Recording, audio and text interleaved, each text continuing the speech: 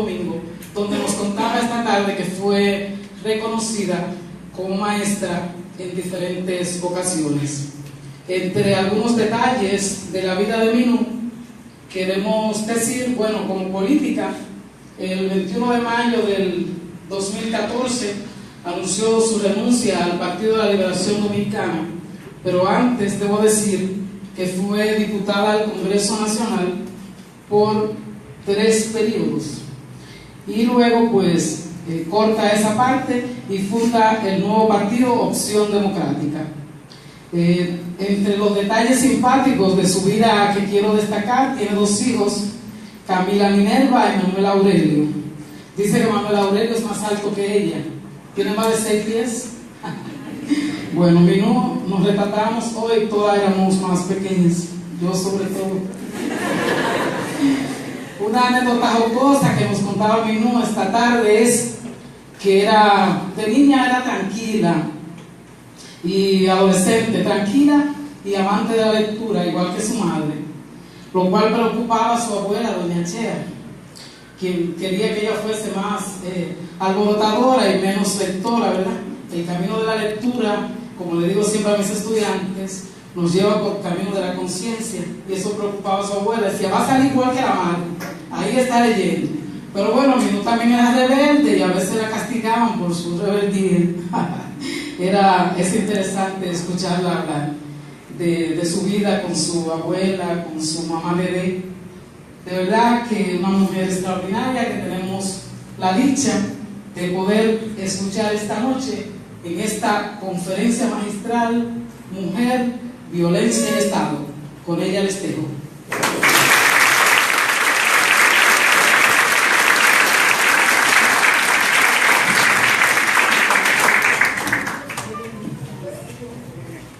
Bueno, yo hubiera preferido con algún. Sí, pero si no, no hay problema. Sí, prefiero porque si no hay que estar pendiente de. Sí, yo casi puedo hablar sin micrófono, porque tengo voz de maestra y de diputada. Y hay que, bueno, permítanme empezar por lo más importante, por el agradecimiento a la colectiva antiviolencia de Jarabacoa y en ella a Luz María Abreu, a Petra y a todas, a Jacqueline, a las demás mujeres que tuvieron la iniciativa de comprometerme a venir esta noche a compartir con ustedes estas reflexiones. Y permítanme también reconocer al alcalde, al doctor Carlos José Sánchez Pineda, por acompañarnos esta noche, por compartir estas preocupaciones y estas ideas, y también porque con él y con los demás miembros del Consejo Municipal, a quienes saludo, pues me hicieron ese reconocimiento de visitante distinguida de Jarabacoa, que no es cualquier cosa. Y al voluntariado, por supuesto, del oratorio salesiano. Para mí es especialmente emotivo estar aquí, porque probablemente si Jarabacoa no hubiera existido, yo tampoco. Porque mis papás se conocieron aquí, ahí en La Poza, como jóvenes, así como ustedes, y se tiraban por ahí, se dejaban llevar, ¿verdad?, por entre las piedras, por ese recorrido que yo también tuve la oportunidad de hacer cuando venía de vacaciones aquí en la Semana Santa o en algunos veranos. Entonces Jarabacoa está ahí en mi vida, muy presente, y es un lugar a donde fui feliz muchas veces con mi tío Fello, con tía Lilia, que eran de Jarabacoa, adoptivos de Jarabacoa y militantes ciudadanos de este hermoso municipio. Así que es un poquito especial a mí que me ha tocado muchas veces hablar en muchas partes del mundo, estar aquí haciéndolo con ustedes, frente a ustedes, invitada por ustedes, y precisamente sobre un tema que más que nunca tiene una enorme relevancia para nuestra sociedad y para el mundo en el que vivimos. Y permítanme hacerlo, hacer en mi condición de hija, de mujer, de dominicana, de política, una necesaria reflexión, porque estoy aquí, bueno, por mi militancia, con los derechos de las mujeres y con la búsqueda del alcance de una sociedad de derechos, de una sociedad de igualdad. Pero estoy aquí también, no me voy a engañar, estoy aquí también porque soy hija de Minerva Mirabal y sobrina de Patria y de María Teresa Mirabal, y estamos hablando de esos temas. Entonces quiero hacer y empezar por esa reflexión, recordando que este día, que es el 25 de noviembre, que se escogió como Día Internacional para luchar contra la violencia que se ejerce hacia las mujeres, y que tiene por protagonistas a las hermanas Mirabal, que enfrentaron la dictadura de Rafael Trujillo en mi país, en nuestro país, y cuyo ejemplo ha trascendido nuestras fronteras. Y como decía Luz María, ese asesinato marcó el inicio del fin de esa dictadura. Recordar dos cosas. Primero, que es una fecha que en primer lugar es dominicana porque nació de una iniciativa de las feministas dominicanas en el 1981 en el Congreso Feminista, el primer Congreso Feminista Latinoamericano, y que después fue acogido, después que ya era una fecha latinoamericana, por las Naciones Unidas en el 1999 como la fecha mundial para tratar de crear conciencia en el mundo acerca de este grave mal que afecta a nuestras mujeres, que afecta a nuestras sociedades. Y ese es un primer elemento. El otro es que hasta ahora efectivamente a las mujeres se nos ha otorgado un papel de víctimas, individualizando las experiencias de violencia que cotidianamente nos toca vivir. Y ese hecho de alguna manera borra un poco lo que es la conmemoración oficial de la fecha del 25 de noviembre. Y repito, ni como hija, ni como dominicana, ni como política, ni como militante, podemos, digamos, olvidar las raíces de esa fecha que marca el inicio de las mujeres, de la lucha de las mujeres por su emancipación, y que muchas veces he llamado la atención para no permitir que de alguna manera se subsuma, se cambie ese rol de esas mujeres que fueron las hermanas Mirabal, de esas luchadoras políticas por la libertad, por la democracia, por los derechos en la República Dominicana, y que fueron asesinadas por eso, precisamente, porque se atrevieron a retar, porque se atrevieron a enfrentársele al peor de los dictadores que sufrió nuestro continente desde la militancia política, siendo mujeres, y quizás también porque eran mujeres. Pero no podemos de ninguna manera permitir que se nos olvide esas raíces que tiene esta fecha, y que se debe precisamente al hecho de un crimen que se cometió, que trataba de perpetuar un régimen y una sociedad autoritaria, machista, patriarcal, muy injusta, cuyas expresiones de autoritarismo, de patriarcado, de machismo, lamentablemente todavía seguimos padeciendo. Pero ustedes me han invitado a hablar de la mujer, de la violencia, del Estado. Me parece extraordinario que podamos, digamos, vincular estos temas porque son inseparables. Porque lo que estamos hablando es de derechos. Y los derechos, empezando los derechos humanos, existen en función de la existencia de nuestros estados. Los derechos humanos existen en función del Estado.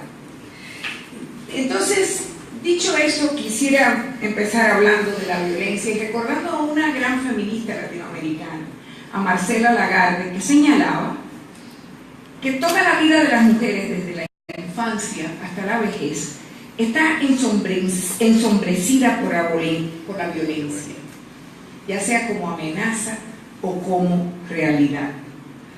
Supongo que la mayoría de ustedes habrán visto o escuchado algo en estos días sobre el gran escándalo que ha tenido lugar en el mundo del espectáculo, cuando cerca de 50 actrices han tenido el coraje de decir la verdad sobre el acoso que sufrían de uno de los productores más poderosos y conocido ganador de varios Óscares en Hollywood, un señor llamado Harvey Weinstein.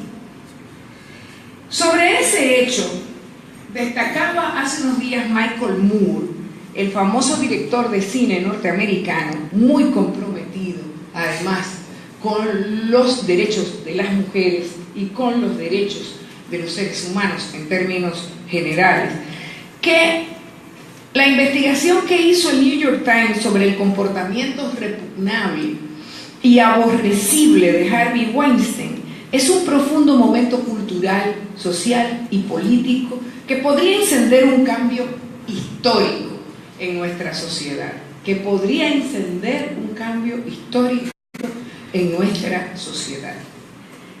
Así a primera vista, para nosotras que hemos estado luchando por esto, que hemos sido militantes de esta causa, nos pareciera un poco exagerada esa afirmación del señor Moore. Pero lo cierto es que la construcción cultural de la violencia contra las mujeres está cimentada, está basada en el poder patriarcal que otorga supremacía masculina a los hombres contra las mujeres. El hombre que golpea a su pareja, que viola a su hija, a su nieta, a su hermana, a su sobrina, que acosa sexualmente a su compañera de trabajo, que persigue y mata a su ex esposa o ex novia, o a su esposa o a su novia, que agrede verbalmente a cualquier mujer de una o de otra manera, expresa ese afán de poder, de control que sobre las mujeres quieren ejercer los hombres. Y aunque nos moleste y nos parezca pretencioso que a pesar de que las agresiones y asesinatos de mujeres aparecen a diario en los medios de comunicación con tanta frecuencia que casi se asumen como algo inevitable, y nos parece vergonzoso, pretencioso, repito, que sea ese hecho de la farándula, de Hollywood, de cine, de actrices, de productores, el que vaya, como dice Moore, a encender el cambio histórico en nuestra sociedad. Y lo peor es que quizás tenga razón, porque lamentablemente, como decía antes, muchas veces ni siquiera vemos las noticias que salen en los periódicos, y a menos que se trate de crímenes demasiado abominables por el exceso de terror y de maldad y de perversidad que tienen, como es el caso de Emily, precisamente en la provincia de Hermanas Mirabal, a menos que no sea así, pasan desapercibidos, no nos llaman la atención, acabamos viéndolo como si fuera algo inevitable, como decía antes, o como si fuera algo que no importa. Y quizás, tal vez, ese hecho de que esté denunciándose en Hollywood de donde provienen los modelos, las bellezas perfectas, los éxitos rotundos, mundiales, absolutos, y las noticias más entretenidas, divertidas y morbosas también, vamos a reconocer, tal vez ese hecho sirva para crear una conciencia que el dolor, la tragedia, el abuso no han logrado crear en nuestras sociedades. La primera verdad que debemos repetir es que no hay nada de inevitable ni de fatal en la violencia contra la mujer. Y la segunda es que no se está haciendo todo lo posible por prevenirla, tampoco por combatirla ni por sancionarla. Enfrentar la violencia contra las mujeres y las niñas empieza por una profunda transformación y cambio sociocultural. Significa revolucionar la educación en su sentido más amplio, desde su currícula, sus textos escolares, sus canciones infantiles, sus cuentos, así como la capacitación del profesorado. Significa una labor permanente como la que hace Petra, y hace que ustedes recuerden que deben tener cuidado en utilizar un lenguaje inclusivo cuando se habla de las mujeres, de los hombres, de los seres humanos y de las humanas que componemos esta sociedad. Para enfrentar la violencia es necesario resignificar el concepto de familia como escenario garante de la seguridad, la integridad, la autonomía y como un espacio para el diálogo desde una perspectiva de resolución no violenta de las diferencias y de los conflictos. Enfrentar la violencia contra las mujeres y las niñas pasa también por una profunda readecuación de nuestro sistema de salud, ya que este problema constituye la principal puerta de entrada de los casos de violencia. Existe una gran cantidad de evidencias que muestran que las mujeres sobrevivientes de violencia tienen mayor probabilidad y riesgo de infectarse de VIH, SIDA y de otras enfermedades de transmisión sexual. También se ha mostrado que es mayor el riesgo para el consumo de drogas, de alcohol, la participación en el trabajo sexual, y que tienen 3 veces las mujeres víctimas de violencia más posibilidades de adquirir una infección de transmisión sexual que las que no han experimentado en sus vidas una situación de violencia. Sin el compromiso férreo también, y este es un tema importante y quiero atarlo con la historia de lo que está ocurriendo en este momento en Hollywood, es casi imposible sin esa participación enfrentar la violencia contra las mujeres y las niñas. Por eso es importante este caso y el foco que se está poniendo sobre ese tema del acoso en un medio laboral que es el medio de trabajo de las actrices, productoras, escritoras, guionistas de cine. Y sin ese compromiso es imposible enfrentar esa violencia. ¿Por qué? Porque las palabras, los símbolos tienen un efecto muy poderoso en la conformación de las identidades colectivas y en la reproducción de las ideologías, de las normas y de las pautas culturales que nos rigen. Es innegable en nuestro país que se ha avanzado en el sistema de justicia, sobre todo desde que fuera adoptada la ley 2497 que sanciona la violencia contra la mujer y la violencia doméstica o intrafamiliar. Pero es más innegable aún que es necesario progresar en los esfuerzos para garantizar que las mujeres objeto de violencia tengan acceso a juicios más oportunos, a resarcimiento, a reparación del daño u otros medios de compensación justos y eficaces.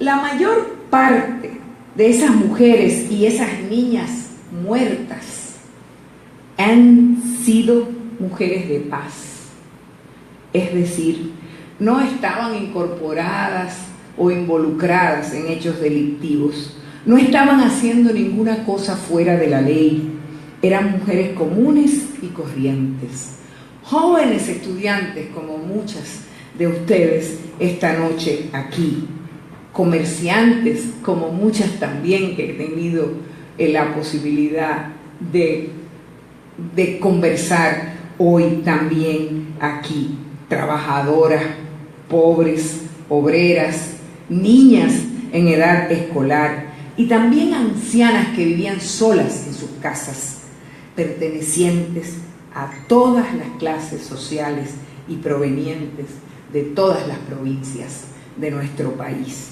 Aquí me contaban ustedes que ha habido 2 casos en los últimos meses, 2 casos que han conmovido la conciencia de cada uno de los hombres y mujeres de conciencia de este municipio y de esta provincia de La Vega. Por lo tanto, es importante que las recordemos, porque no son cifras frías y no podemos dejar que sean cifras frías. Son madres, son hermanas, son hijas, abuelas, amigas de algún dominicano o de alguna dominicana que las va a extrañar y que tendrá que aguantar la rabia y vivirla para siempre vivir el dolor de no saber por qué de esa manera han perdido a esa persona amada. La magnitud de la tragedia es tal que un día o 2 semanas de concienciación son claramente insuficientes.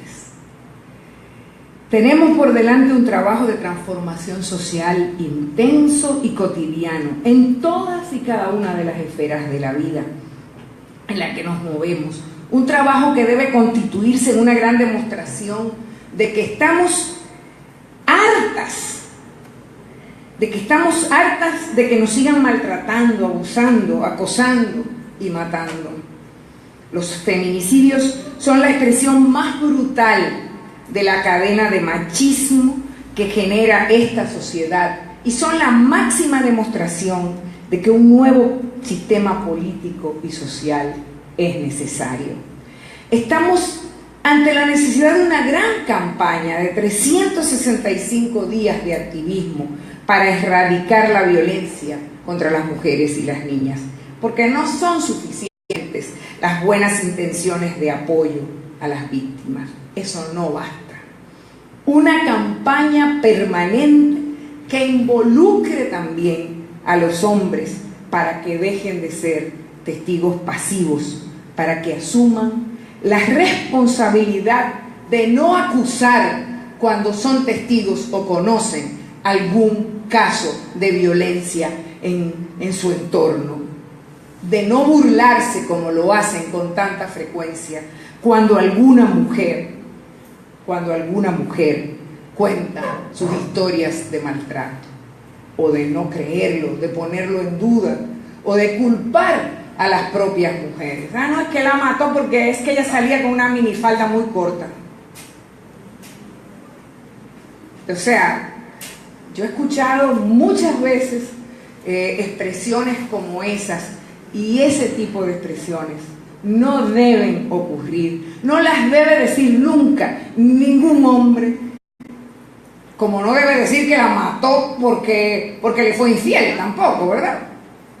Porque nada, absolutamente nada justifica un crimen, justifica el asesinato o el atropello de ninguna otra persona.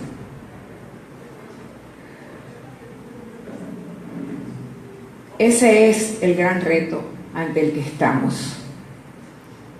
Pero ahora vamos a hablar un poco del Estado. Porque el Estado, yo decía al principio que los derechos existen en función del Estado. El Estado es el principal responsable de que los hombres y las mujeres no tengan las mismas oportunidades ni se les pague lo mismo por el mismo trabajo. El Estado es también responsable de la invisibilización, de que no se conozca suficientemente este problema, del menoscabo y de la violencia contra la mujer. En tanto, el Estado es el que preserva la desigualdad social y económica que atenta contra el bienestar de todos y de todas, y es el que inculca una cultura en la que las mujeres siguen siendo personas de segunda categoría, en la que están condenadas por generaciones enteras a la pobreza. Nuestra Constitución, que es la carta que determina cómo debe actuar cada ciudadano o ciudadana perteneciente a este país que amamos y cómo debe ser la actuación del Estado y de quienes lo administran. Esa Constitución establece como un principio la responsabilidad de que el propio Estado logre la tan anhelada igualdad de derechos y oportunidades, o la haga posible.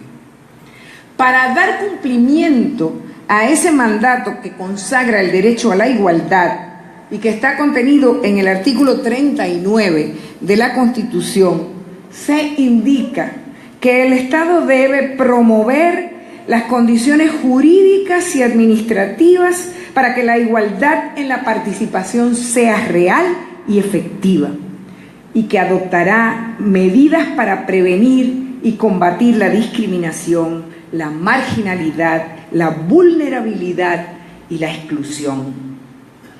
En las discusiones que están teniendo lugar en estos días y que han tenido lugar en los últimos años, porque a mí me parece interminables las veces que he hablado de este tema, las reuniones que hemos sostenido y en las que he participado para tratar de buscarle una solución y una aplicación a ese mandato constitucional, y que tiene que ver con la reforma al sistema electoral y la aprobación de la ley de partidos, que son los que rigen y los que permitirían que en términos políticos también vayamos haciendo desaparecer esa discriminación y siendo capaces de construir esa participación equilibrada entre mujeres y hombres de la que habla la Constitución. He insistido en la necesidad de avanzar algunas medidas que podrían ayudarnos en la consecución de esa aspiración y de esa meta que traza nuestra Constitución para la participación política de las mujeres. Por ejemplo, establecer un mecanismo efectivo que asegure la participación paritaria de mujeres y hombres, tanto en las asambleas y estructuras partidarias como en las boletas de las candidaturas para las elecciones nacionales. Y en caso de que haya una sustitución de algún candidato o candidata, debe esa sustitución hacerse con alguien del mismo género, porque ese también es un mecanismo para burlar la disposición constitucional. Se pone una mujer que es como candidata a regidora en la lista, esa mujer gana y unos meses después ella renuncia y entonces la sustituye el marido o la sustituye el jefe político o quién sabe qué otro hombre de su entorno. Pero eso no puede seguir ocurriendo, porque eso es una burla, eso es una violación de la ley, del espíritu de la ley.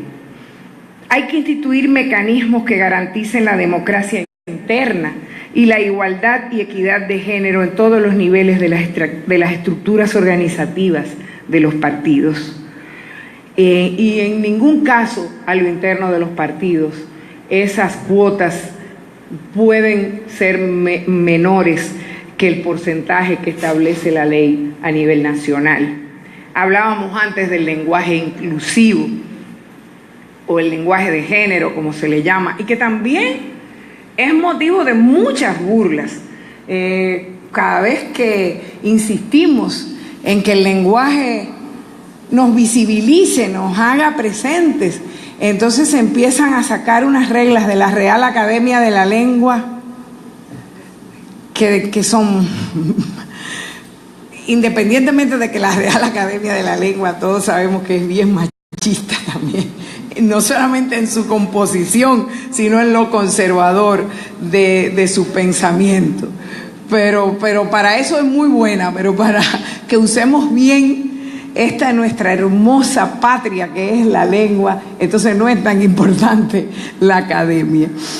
Bueno, hay otras como incorporar propuestas para que las mujeres participen en igualdad de condiciones, para que se puedan eliminar los comportamientos discriminatorios para la afiliación o descalificación o desafiliación en razón de criterios de clase, de etnia, de género, de religión, de discapacidad, de preferencia sexual, porque son contrarios a la Constitución y son contrarios también a la ley.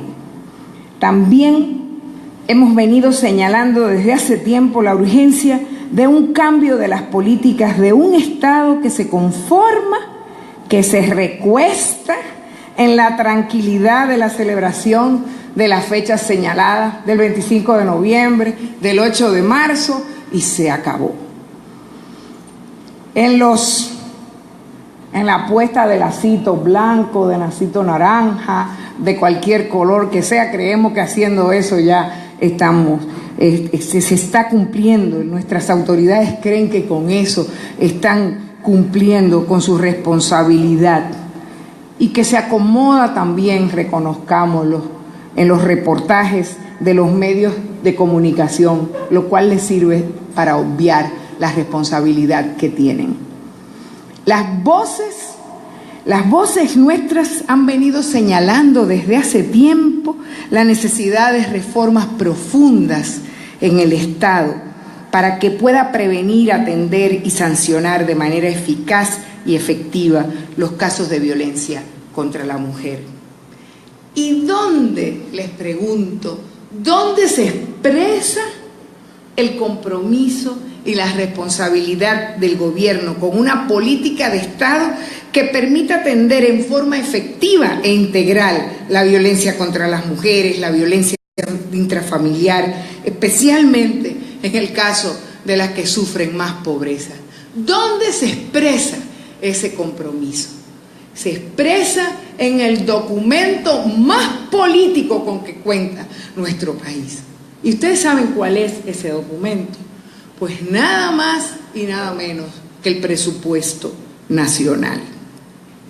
El presupuesto nacional. Y lo que se asigna ahí para combatir la violencia es lo único que habla de verdad acerca del compromiso que tienen las actuales autoridades con erradicar ese mal. ¿Cuántos recursos más se están destinando y se destinaron en el presupuesto de este año o se están destinando en el presupuesto del año que viene para hacer que esas políticas sean efectivas, para que no tengamos que seguirnos avergonzando de la cantidad de mujeres que son asesinadas, de esos números inaceptables que nos alarman, que nos avergüenzan?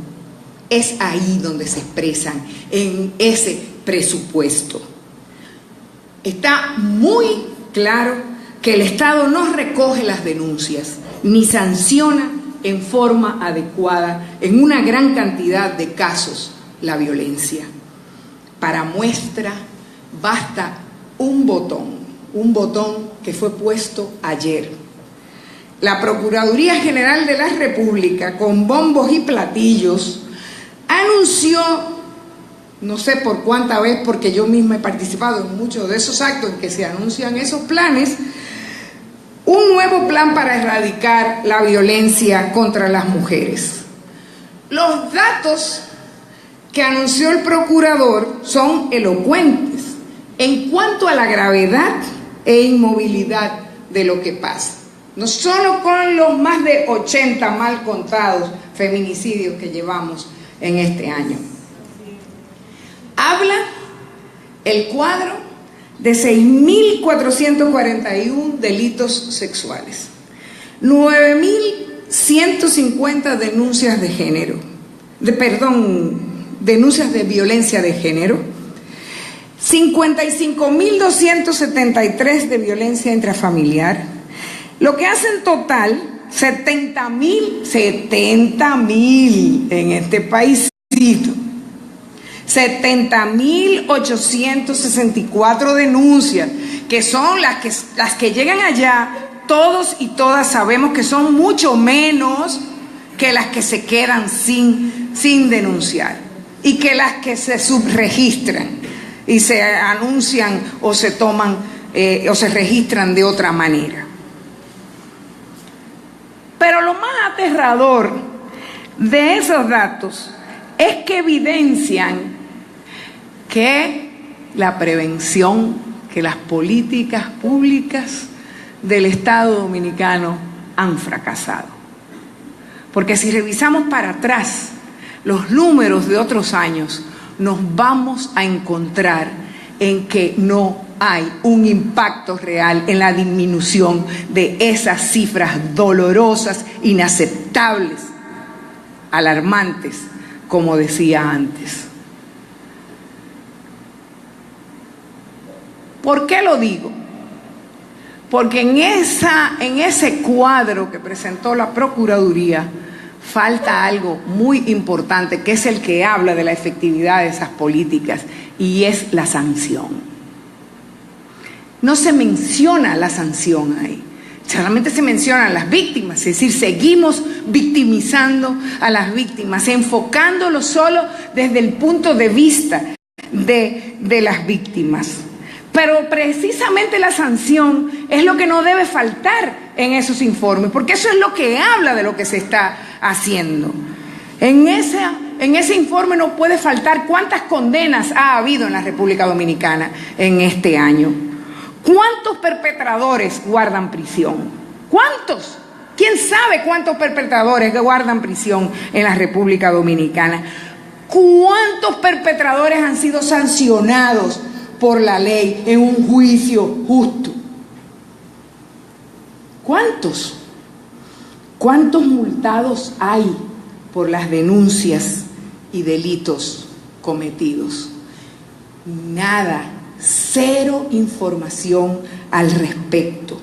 Y ese y no otro es el papel del Estado.